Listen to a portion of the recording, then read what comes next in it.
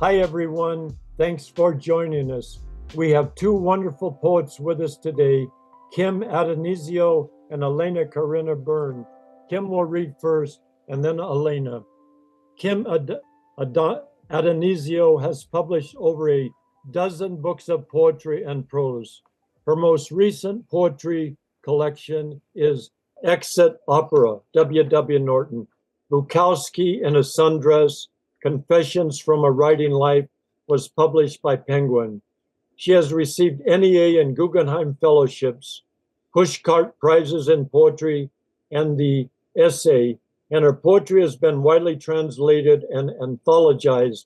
Tell Me was a National Book Award finalist in poetry. She teaches Zoom poetry workshops in Oakland, California. Here's a brilliant poet, Kim Addonizio. All right, thanks for that. Hey, everybody. I can't see you, but I trust you're out there. I'm going to read some poems from this recent book, Exit Opera, and then a couple of new ones as well. I'm going to start out with this one called Some of the Questions to Consider.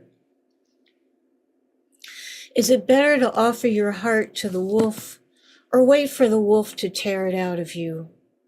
It's hard to know which is worse, the nightmare of approaching tornadoes or waking from the dream your parents were alive in. Enter the ominous music announcing the shark. It's best to disappear into one's work.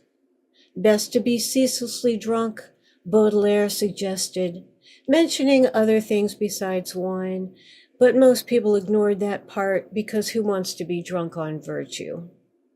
Misreadings are best. Misunderstandings are also best, but to be misunderstood is not the goal. I don't need drugs, I am drugs, Dali famously said, and drew his wife's face exploding into spheres. What do all these wildflowers mean? Just look, said a famous American painter who, drunk, drove his convertible off the road into the trees and flew headfirst into an oak. We're all afloat in the same solution. Would you like to trade some molecules with me? Better to sketch a few atoms than fire neutrons at them to create a chain reaction.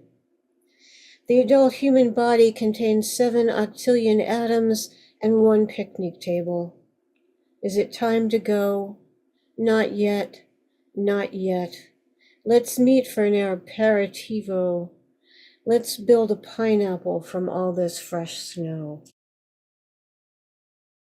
Sort of a lot of theories about art there. This is another sort of theory about art. This is my opera. Takes place in a dive bar. It's all drunken recitative. Okay, maybe an aria sung by a feral kitten, one by a skittish donkey, maybe one without words, just the sounds of lovemaking, moans, laughter, wailing. It ends with a dramatic flourish, like smashing a glass in the fireplace. I always wanted to do that and watch the flames flare up.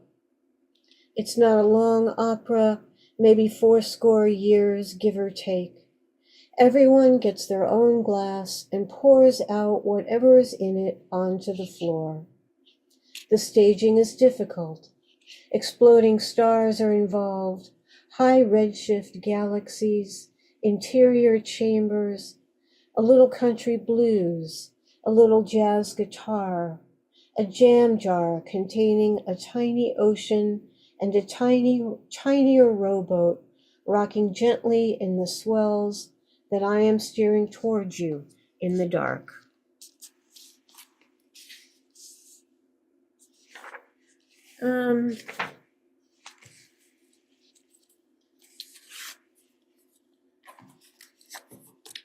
This is called Self-Portrait as a Goldfish Trapped in a Toilet.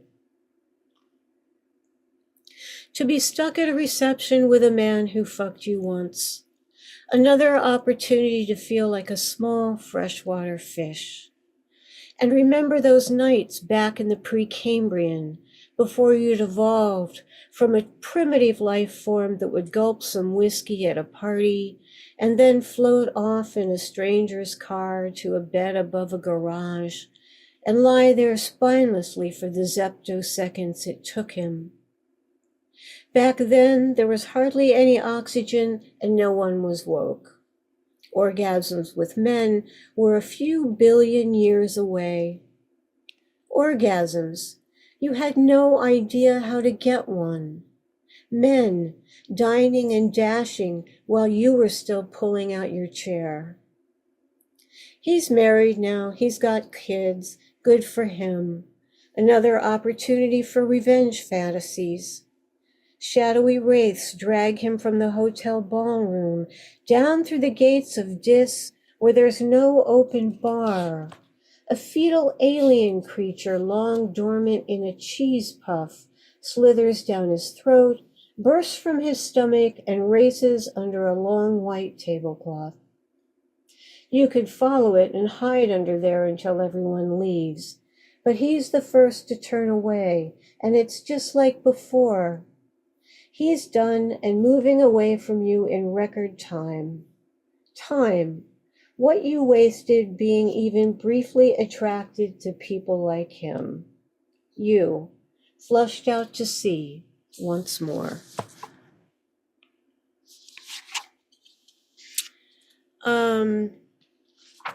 This came after a trip to Greece, which was really amazing. You know, poetry's just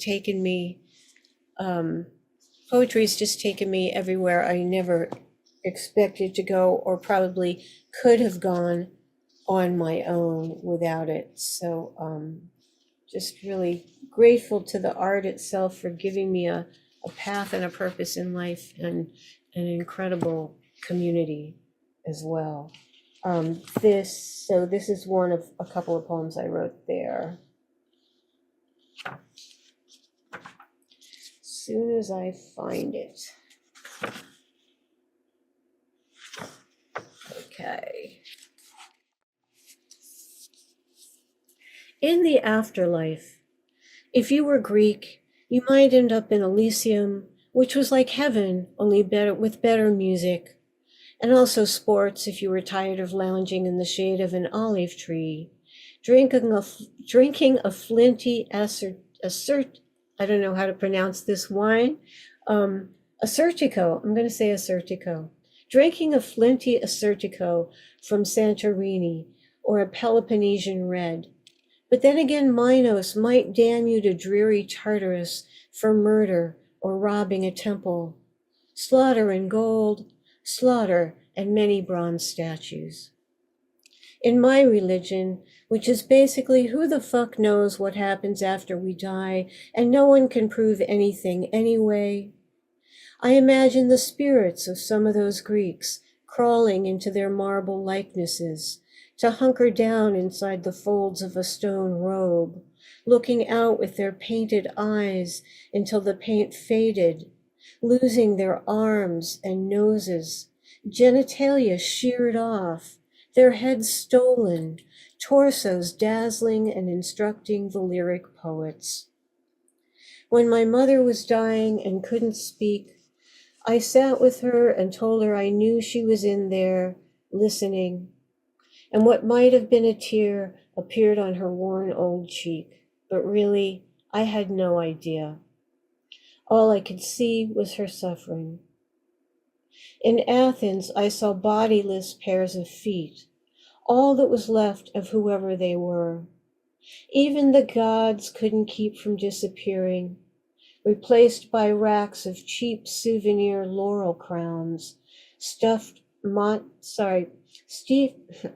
replaced by racks of cheap souvenir laurel crowns, mati pendants, and brightly decorated phallic keychains.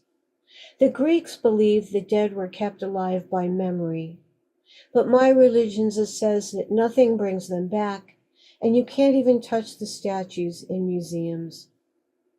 At the ruined temple of Olympian Zeus, 3 wild parrots crossed the walkway in front of me, all in a row.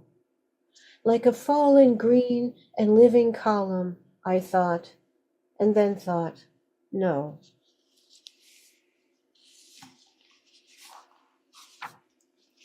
It's another one. This was written in New York City. I was living there for about 3 years, which was a great adventure, but this happened to be a really difficult winter in a few ways. And this reflects that. This is Blues on Avenue C.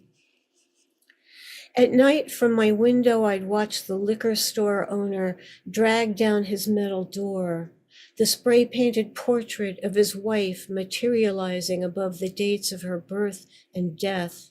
She had those eyes that follow you around. I couldn't see the stars that winter unless they froze and fell like broken glass. The moon was so high it looked like an overdose. I was so sick with grief, I wanted to stab a streetlight behind its curtain of fog and deliver a mournful soliloquy to a trembling dog under a blank marquee. The stoplights rocked in ruthless wind. Delivery bikes churned through the slushy intersection. A staggering blanket-clad couple paused to argue beneath the wife's uneven blue eyes, their voices rising up to meet me, full of song and misery.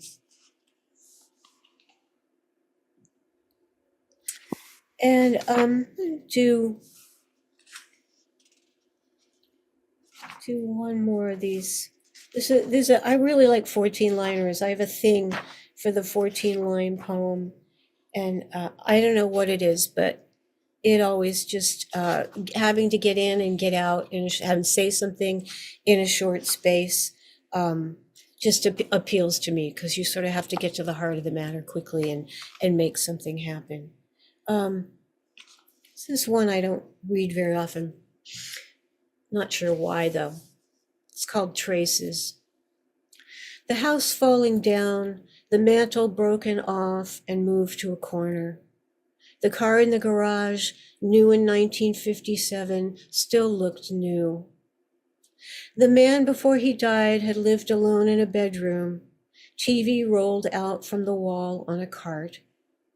He'd walked to the bathroom so often he'd worn a path in the carpet, a detail that afterwards the real estate agent noted, as she'd noted the valuable car and the ruined mantel. Gone, except still there in her head years later, told at dinner when she no longer remembered who or where, and no one thought to ask. Anyway, nothing's left. Maybe a stone or child somewhere. Words over bread and too much wine. Maybe a cautionary tale, maybe just another anecdote. No bruise or burden, nothing to quicken the heart, something to vex the annihilating silence. And I want to turn to some newer work. I have a friend who lives in Tucson, and I visit her often. It's one of the places I go to sort of recharge and write and spend time in the desert. So the desert landscape starts to get into my poems, and she shows up occasionally too. This is a poem from my friend Elizabeth, who Elena knows. Pima Canyon. Do I look scrawny? Elizabeth asked, on her miserable Parkinson's diet. No more food she loved. She wasn't supposed to drink, but she was drinking a little red wine, because you can't forgo everything. And in any case, you can't secrete a protective layer like a tree frog, or stay still as a cottontail, or pretend you're a stick or rock or flower to keep yourself safe. The world seeps in no matter what. Plastics in rain, microwaves, x-rays, all the invisibles, dry cleaning chemicals damaging cells in your brain. My whole childhood, My brothers and I slept under cheap electric blankets. We could have erupted in flames. You can't go back to being a girl, having a smaller shadow, running shirtless through the weedy yards to dodge whatever is waiting for you in the dark beneath your bed. Here in the desert, the mountains glow every evening. The saguaros grow spiny and upright, pocked with nest holes. On the trail, quail rustle in the mesquite. A shy coyote trots away down a dry wash, stopping to look back with its yellow eyes. Poor coyote, it won't live very long in the wild. Ask the canyon how long before my friend's tremor worsens and she can't write her name. Ask the plains, painting their dirty contrails on the sky, one headed for the airport, one droning toward the military base. Maybe we should let our hair go gray, Elizabeth says, stopping to adjust her hat. Her black hair looks wet in the sun. Maybe, I say, but not yet, darling, not yet.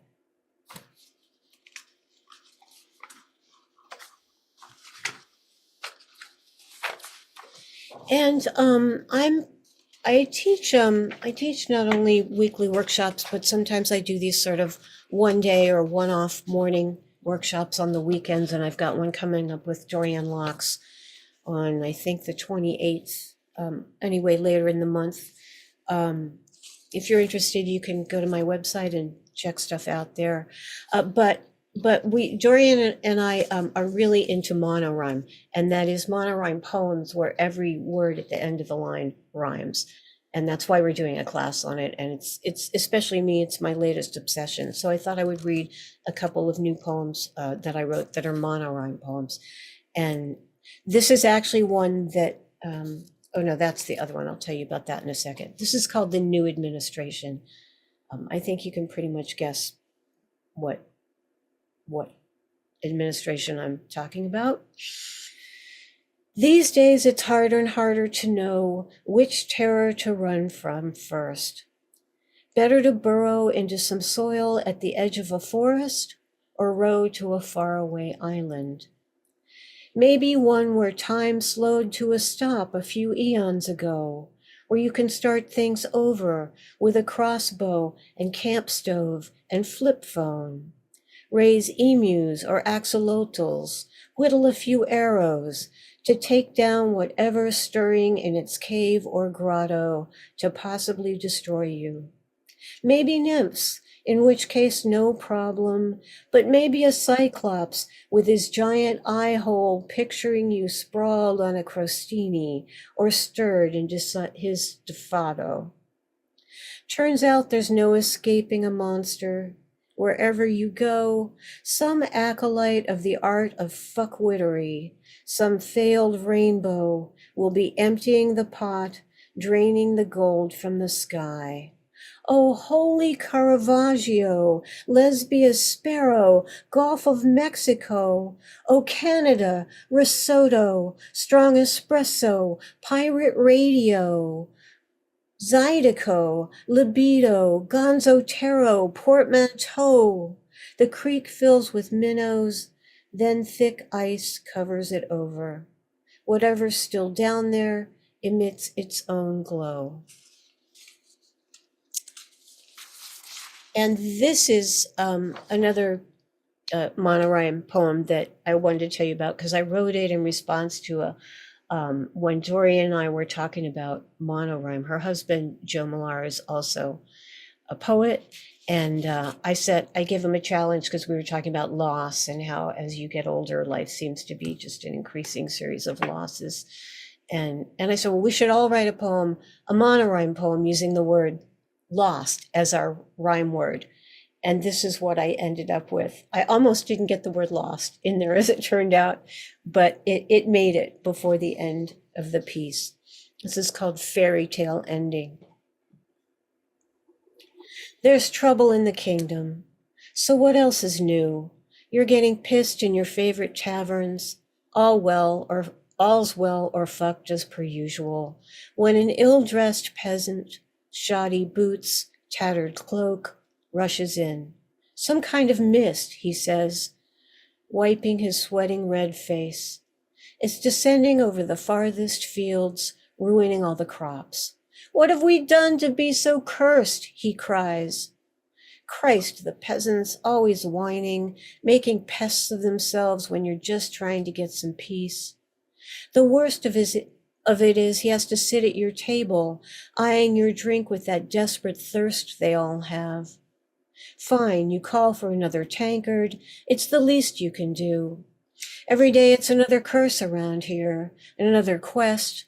Women angling for princes, heroes off to slay some beast. Witches whining and waving their arms, sorcerers and ghosts in the walls. The animals won't shut up either. Today you were accosted by a starving cat, and an insect begged for mercy as you crushed it under your thumb. Everyone with a righteous cause to enlist your pity, but what are you supposed to do? We'll all be past tense tomorrow or the day after, trapped in a story that will outlast us as the mist creeps closer and we'll all reduce to sawdust, ground under with spit and peanut shells and the rest of the lost. So we'll drink our fill and sing madly ever after for as long as we last. And I'll close with, I'll go back to Exit Opera for this last one. How's my time? Okay. And this is called Kansas, 4 a.m. The train breaks to take the bend behind the grain mill. All night at the motel, you listen to the ice machine's cold labor. Does it ever stop? Thunk. No, says the vending machine as the next train goes by. On the highway, the big rigs whine, some carrying things that would kill you if they jackknifed off the overpass. The chicken truck passes with its load of small-brained misery. You can't hear the chickens, but you sort of think you can, the way you can almost hear the sounds of the bar car on the train, the bleary passengers trapped in their windows, peering through their doppelgangers at the black fields of wheat as they whiz past. Childhood, did it ever exist? What about the bar your father drank in, giving you endless quarters for pinball? There it goes, carried aloft by a maniacal wind. Before science, a lot of wind gods blew things around. The dead went to live on the moon. A man might be half scorpion, a woman half fish. An omnipotent stranger who looked like Santa Claus and had a throne in outer space, knew everything about you, yet still somehow loved you unreasonably. Another chunk of ice clunks into the bin. Under your window, an insect in the bushes scrapes out its longing. The sounds of the world at this late hour sadden you, but then enters the rain, hastening down, the rain that wants to touch everything and almost does. Thank you.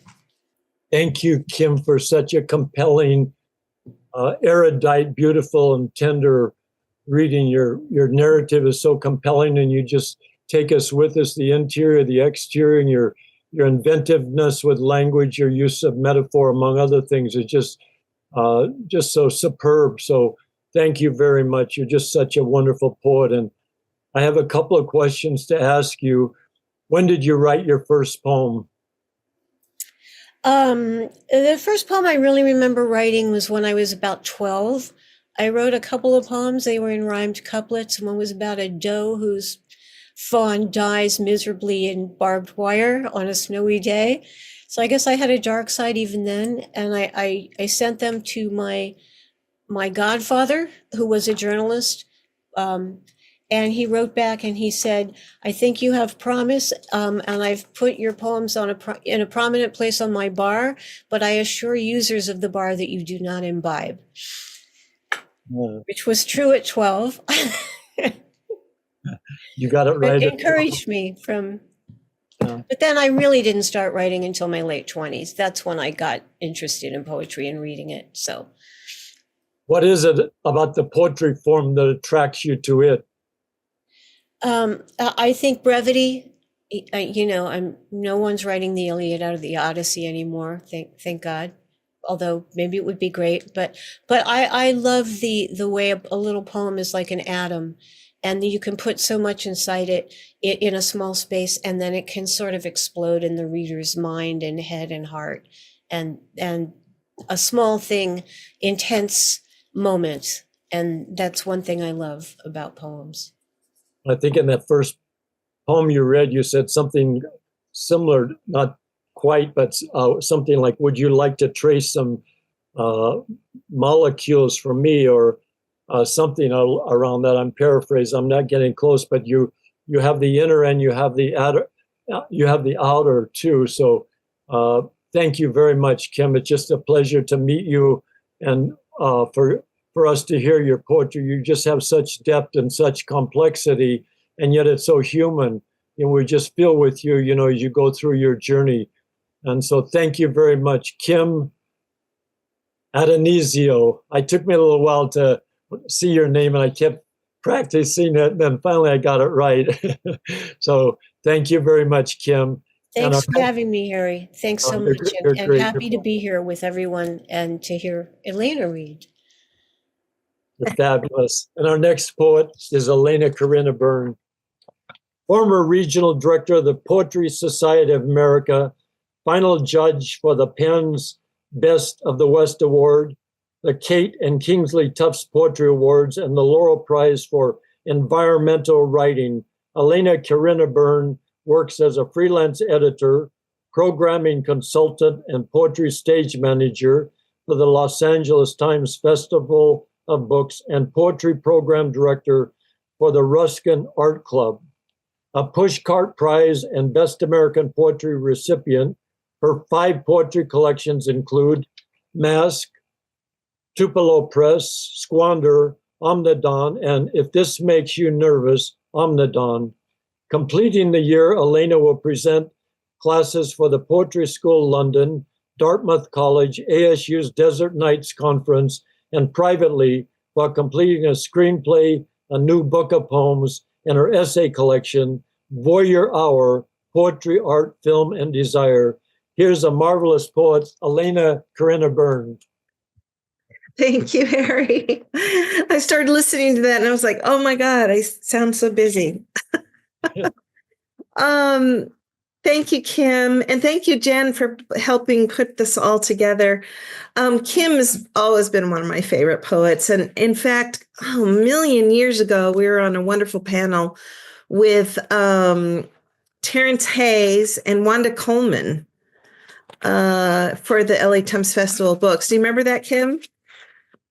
It was a little bit of a wild time then too.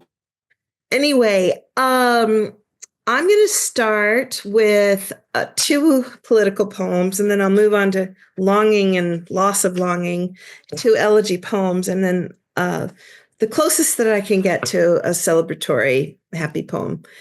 But, as our country and our human rights and our democracy is falling apart, I can't help but think of Kim's line when she said, "Who wants to be drunk on virtue?" It's the opposite of what the despot in office wants. Anyway, this is called Optical Illusions, with a line by Gerald Stern. And the line of his is, "It was not Nietzsche choking on an ice cream cone." Optical illusions.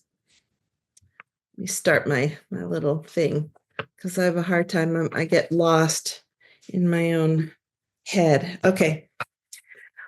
What I thought was a platter of Medusa's hair laid out by a sleeper god turned out to be burning trees, dark network threads, earth miles from other wildfires. I tell myself a story I can't stop telling the wrecked world. We were made to believe our vote would count as freedom fell inside itself like a squeezed concertina accordion, while the southern coast peninsula landslide continued its move back out to sea. I know my brain broke faith in the end, fooling me because it was not Nietzsche choking on an ice cream cone, but the heavy, feathered head of one pepper tree, the top bending down as if to kiss its own torso. No, it was not your mother or mine whispering one last goodbye from inside a jellyfish, but one plastic bag lifting herself up and over the highway of passing cars as they pulled along the wind's currency of hurry and hurry. Here I am, and here you are, counted on to survive this living planet's harm that those in this country claim is their democratic domain of brouhaha. Every political mistake makes witnesses of us all, a violence we can't unsee. Since greed's manhandling of the weather, I tell myself, even if a wind-up cuckoo clock ticking inside the leaky shower turns out to be a grief confession from the future, telling us we're running out of water, I'll remember that each cocktail-colored dusk will continue to crash this overcrowded CO2 party nightly after we're gone. Yet, somewhere between today's untethered horizon line and the sad mudbath of memory, I want to believe no creature will fall extinct from the alphabet again. So, as I walk home at night, I look up to where everything is indigenous, grateful that the burning stars between matter and space will appear like fallen chads on infinity's black floor, always to outnumber us. And this next one I actually wrote on the day that the monster in office was elected. It's not funny, but in fact, it gets less funny as day by day. January 20th, 2025, War's Existential comes home. Take that, said another gunshot for a girl whose open book was found next to her open hand on the school floor. Take that, said another chemical body down, polluted bottom dweller grown by another tripwire uncaring company brand. News is full of this country's entropy depression. When a time of peace couldn't keep its appointment, heads rolled with winter's execution of junk words taken right out of the bad past, fur on the lip. Whose warring right was it to suggest a clown in a chicken costume count our money down the river? We're coming in last again, back where we started. Leaders schadenfreude hell burning in a plastic handbasket, empathy's language dead. But all this horror can't hold a candle's one beating wing up to the history of the universe or its bedroom antics, all flashpoint, gas, and swagger for something else.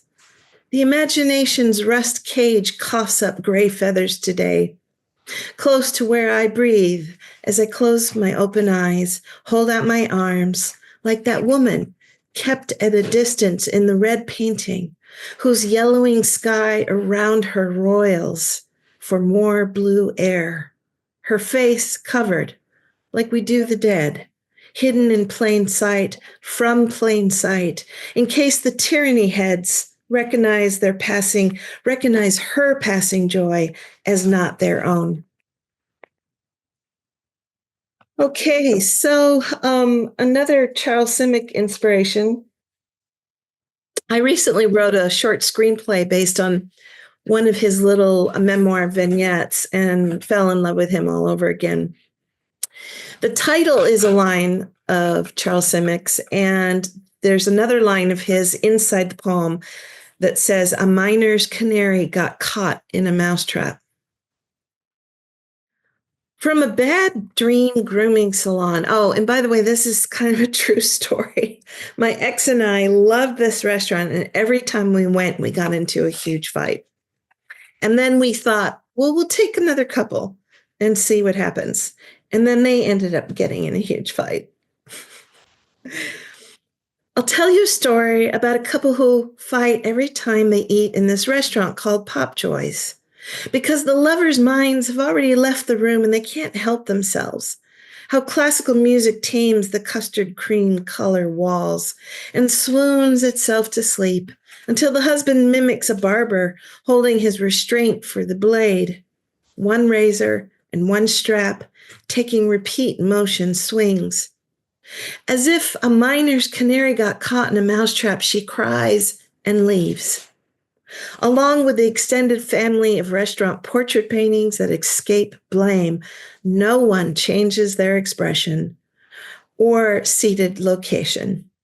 And as if prepared for all of this, the incoming waiter raises a conductor's arm high, bearing his folded napkin, impression of a magician who shows how to whip off the white tablecloth without breaking one wineglass, without spilling a single drop of their blood conversation, now left to drift in disarray like Morse code upon the ceiling with all the other dancing ghosts. I wrote this when I gave a classroom of high school students an assignment to make a list of some more concrete examples that stood in for one abstract word. And mine is called longing.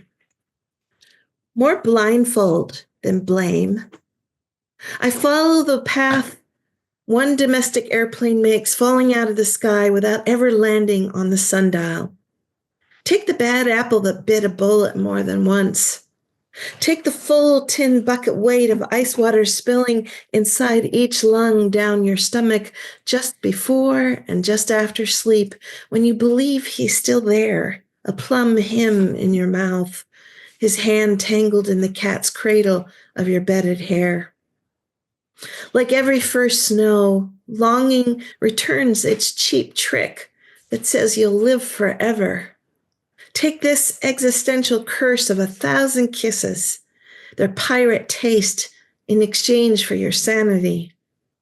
Such sorrow set to music and heard under the windows. A feathered sound, nothing like the baby bird your mother saved. This emotional kidnapping, only warning at each turn an underwater love feeling that you could be free. But you'll never be, will you? No adult escapes the drowning world neck high in longing. It's just another fourth wall religion after all. The body battle, daybed devotion that confounds each littered layer of the forest floor with your heavy spine of wishing bones.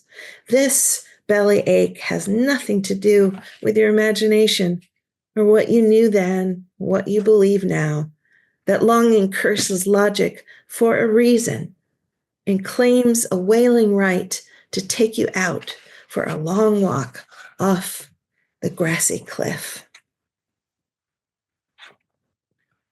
Oh, I'm going rather fast. My dear friend poet, Willis P. Jones, said, read slowly. So I'll read more slowly my last few poems. Actually, I think I'll include the next poem, which is have some poems about films, and it's one of my favorite classes to teach about the cinematic propositions that films make, and also just our relationship to films and what how that sort of takes us somewhere in our minds, in our lives. The title is a friend who actually, John Wall Barger, who has this wonderful book on poetry and cinematics and duende. His line is, "The past comes to us out of the present, like a thought we already had." It's director Peter Weir's World War I, 1915. It's 1981 when I'm trapped, stalled beneath a 14-foot screen inside a room made for weeping. For the game of God on the name of each gun in Gallipoli's heat. There they are, running, which means I'm there too, 14 years old, already sprinting the length of hot white sand with a message for the other young men, the Aegean abatement behind. Help us. Soon to be brotherless, the scene changes. Inside the sea's blue aqua cathedral eye, we swam naked in slow motion between the rise of exhaled bubbles and fall of black shrapnel as shore bombs hit and hit, muffled, foreboding in its own consequence, the minutes crushing up against our inner ear dark, before the next wave's torn sleeves retrieve us up for air. I recognize this dead setup in the establishing film shot crossing my face.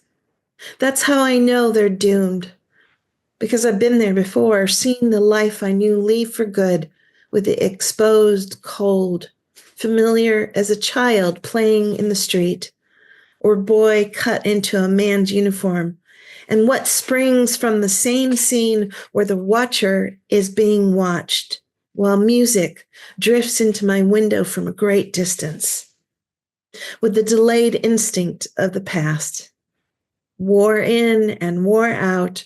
Can you still see our bodies there, dream adrift on an ice floe?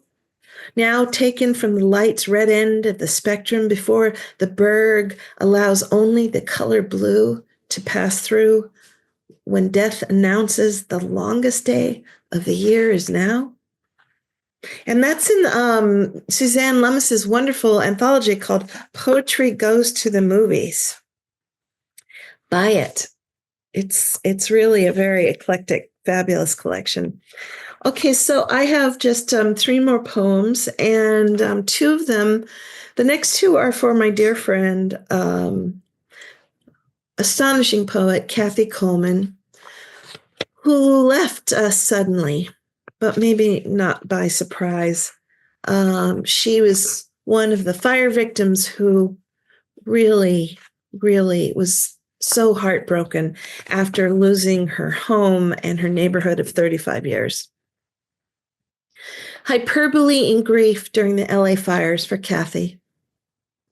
I'm just any woman lost in the middle of the street, wearing my mother's penchant for reckless fear and a bartender's grim gaze in exchange for a photograph of the better past.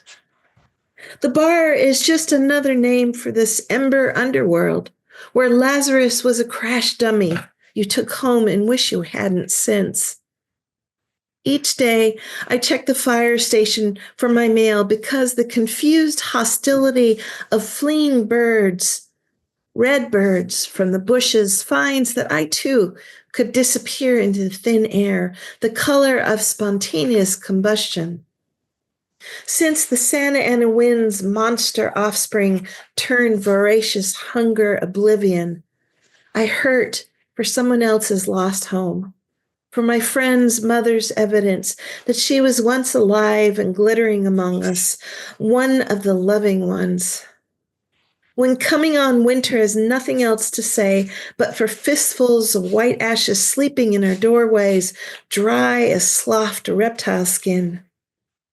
When condolences need to spit out the windows of cars that hurtle down to the fire's stopped edge of the Pacific, our ever-moving white flag ocean's water platform of paradise doom.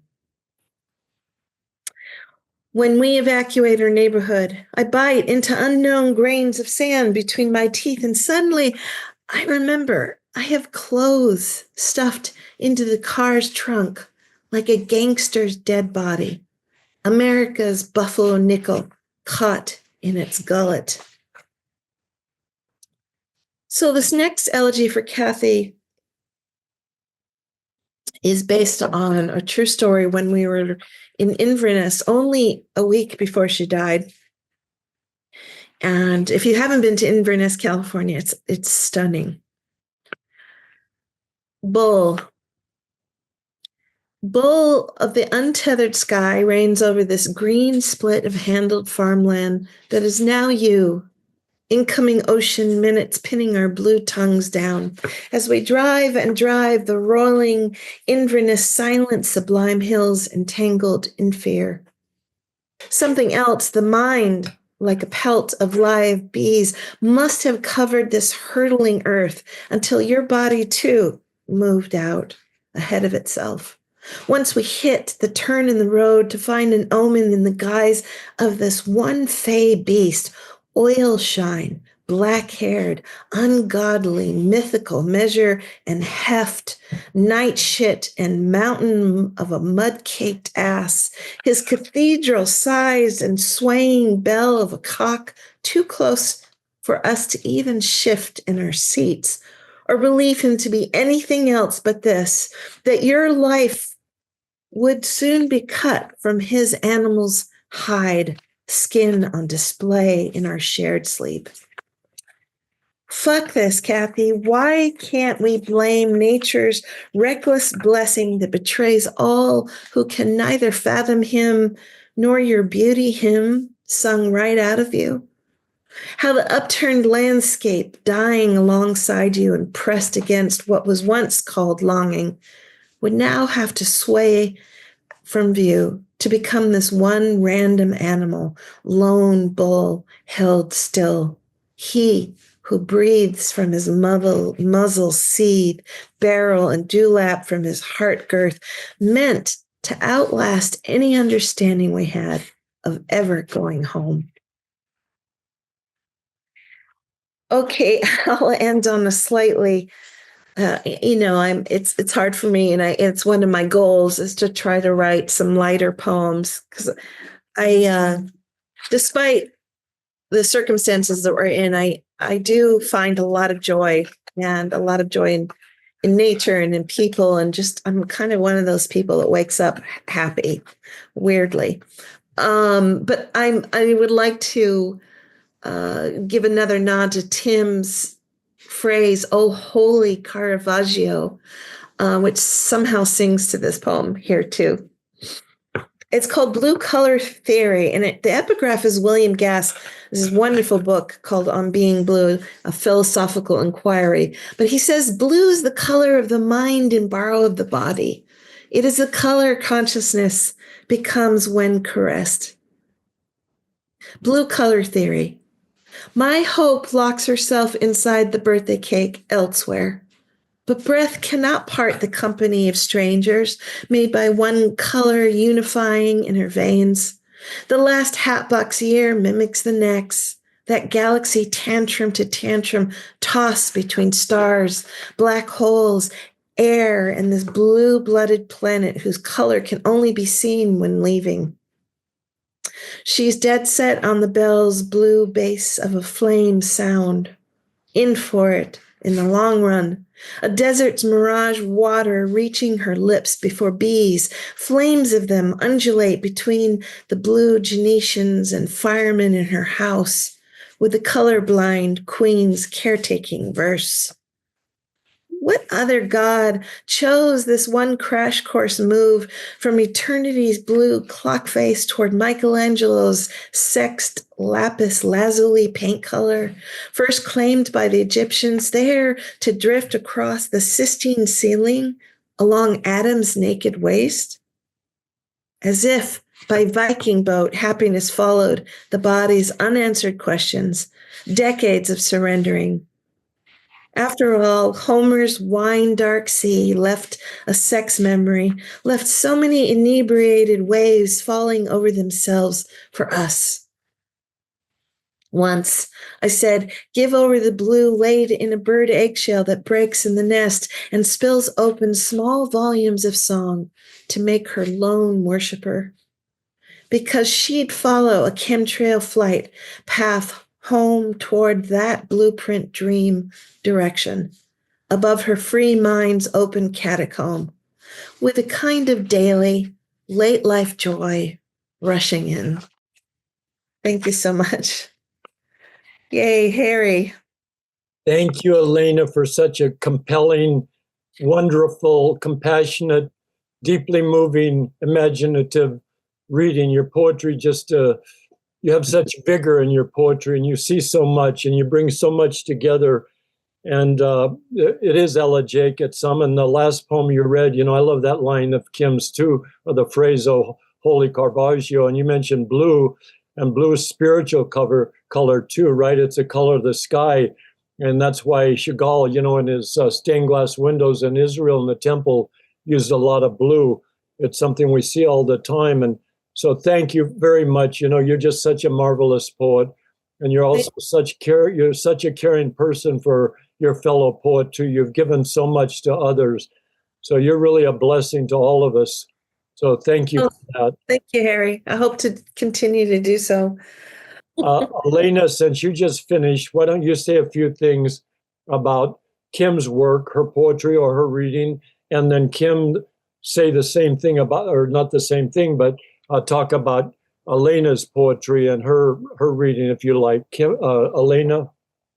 Well, just off the top of my head, I love Kim's kick-ass constant awareness of what reality is and what's going on around us. And at the same time, she always slides in. You're talking about compassion, but she always slides in this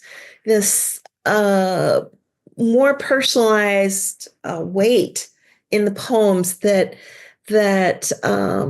you never walk away without feeling something intense. And you mentioned why, Kim, that you liked the shortness and the intensity of it. And of course, people have heard me say this before, but Sylvie Plath in her letters had this wonderful phrase where she said poetry was a closed fist that excludes and stuns. And that's how I would attribute your work. Like your intellect, that's really stunning and piercing. Yeah, I think if I had a question for Kim and for myself or for any poet, it's like, how do we, over a number of books, how do we pay attention to our arc to, are we, because I know I'm challenging myself right now to write more about singular things, even though I'm, I like to associate and reassociate, but I'm, I have certain challenges that I set before myself. Do you do that, Kim, with each book, or is that not at all what the process is like? For each book, not really. No, I mean, I think I set challenges for myself in other ways, like the monorhyme poem, or or ideas that I have for series and sequences that I think might be a book that fizzle out after a handful of poems, so I do that a lot. But I wish I could sort of write another, quote, project book, that was very unified and on one topic, but it doesn't seem to ever happen. So it doesn't seem to be in the cards, at least not right now. But I like your associativeness and your range of references, and I really appreciated that. And, some of your lines, like Lazarus as a crash test dummy, and the Chads, what was it? The Chads falling on the black floor of infinity, and the violence we can't unsee, and those little moments that just kind of, it's almost like they just leap out, of the substrate or something. And I love those kind of lines, and I feel like your desire to write. I should say too that I love your trafficking with other art forms, whether that's cinema or visual art or whatever it is, sort of taking everything as a possible given, and not just the world at hand, but the imaginative world. And I really appreciate the way you do that in your work. And I also, blue is also it is my favorite color. It does something to me physically. So I'm really curious about that book you mentioned. Is it On Being Blue? Oh my God, it's one of my all-time favorite books. It's called On Being Blue by William Gass. It's a little slim volume, but it's amazing. And Yeah, and the other thing about blue, as you know, it's the color you can see the furthest. Like that's why mountains look blue. And then the same thing that when the colors are being filtered in ice, that's why I mentioned that in the Gallipoli poem. Yeah. That's why ice looks blue, bluish green, and yeah, it's and then of course our planet looks blue if you're in outer space. Yeah. Let's hope it'll continue. But yeah, I think also like you're talking about the relationship to the arts and also to the just everything. I think as human beings we try to sequester ourselves into groups and into even in like when people ask me about being a California poet, and I was like, oh, I didn't even even put myself in that cat. But we tend as humans to constantly categorize, and I try not to do that. I try to have a constant dialogue, because maybe it's my ADHD thing, but I also feel like that we are, even if we're not acknowledging it, we're having that dialogue, right? With other stuff. Yeah. Elena and Kim, I hate to stop it right now, but we have another show coming up at 2:00, and I could listen to both of you, your poetry and your conversation forever. You're both just marvelous poets and marvelous. You both see so much in the poetry of the other, among other things. So you've really been a blessing to all of us here at MPTF. So thank you. And buy Kim's Exit Opera. Yay. Yes to lighter poems. I'm thinking the same thing. I have the same issue. Yes, more light. Thank you, Kim Addonizio and Elena Karina Byrne. And here's our wonderful director, Jennifer Clymer, to take us home. Thank you, Jen. Thank you. Absolutely a pleasure. And thanks to those of you who are watching on Zoom. And Harry's going to tell you why you should tune in next week. Next week, we have 3 wonderful poets, James Cushing, David Trinidad, and Celeste Goyer. So that'll be a wonderful reading. So thank you all.